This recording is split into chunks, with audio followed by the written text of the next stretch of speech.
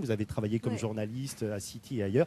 Donc ce qui va suivre devrait vous intéresser. Laetitia, le cadre s'y prêtait. Tu nous as trouvé un artiste qui utilise une matière première naturelle et qui est déjà d'ailleurs en soi quasiment un objet d'art. Le bois flotté.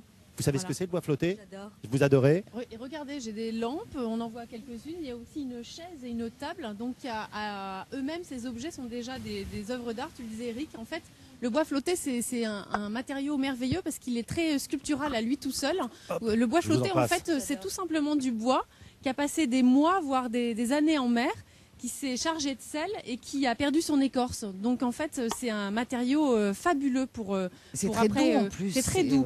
Donc l'artiste s'appelle Benoît Galoudec. On l'a suivi du côté sur le bassin du côté Cap Ferré. De l'autre côté de ce bassin. Au Maimbo, exactement. Et donc, en fait, son périple, c'est toujours le même. Il arrive sur la plage et il recherche les bois qui sont revenus par la mer. Alors, il trouve de tout. Il y a des bois qui n'ont pas encore perdu leur écorce. Il y en a qui sont plus gros que d'autres. Et donc, en fait, à chaque fois, ça va faire des pièces uniques parce qu'il ne sait pas à l'avance ce qu'il va trouver. Tu l'as suivi, il a l'œil, c'est-à-dire il part tout de suite, il repère des tas où il y a déjà des formes qui l'intéressent. Oui, il a l'œil, ouais, tout à fait, il a l'œil et puis parfois il les voit même bien à l'avance, il s'approche et puis bon, il regarde si c'est pas trop fragile, si ça se casse pas, etc. Parce que des fois il y a des bois qui sont moins solides que d'autres. Alors ces bois, sont déjà quasiment des formes d'art. Est-ce que quand il les a récupérés, il sait tout de suite déjà ce qu'il va faire ou est-ce que c'est en assemblée? Tu lui as posé la question et ben voici sa réponse. Collecter quelques morceaux qui vont certainement me permettre de fabriquer des meubles ou des lampes. Particulièrement ces deux morceaux-là sont intéressants. Voilà, la grosse racine et puis ici c'est une branche qui est bien nettoyée de son écorce, qui a visiblement passé pas mal de temps en mer. Et ici d'autres bois plus fins, peut-être plus fragiles. Celui-ci, il serait plutôt écarté parce qu'il a encore son écorce. Il a encore besoin de passer du temps en mer.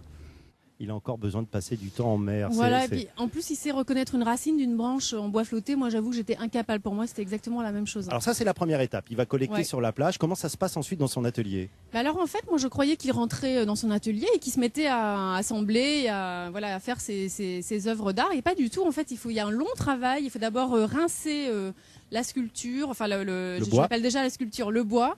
Et puis ensuite, il faut le décharger des petites écorces qui restent quand même. Il y a des petits bouts qui restent un peu partout.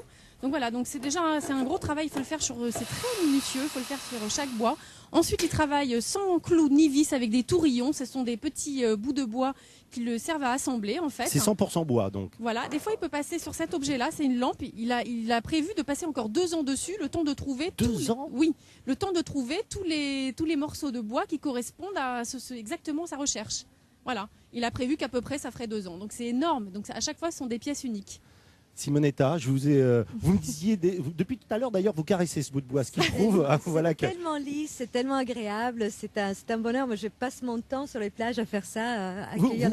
J'adore ça. Vous les utilisez ou vous les posez telles quelles? En fait, je fais des petites sculptures, mais juste pour moi, juste parce que j'adore ça. On a envie de voir.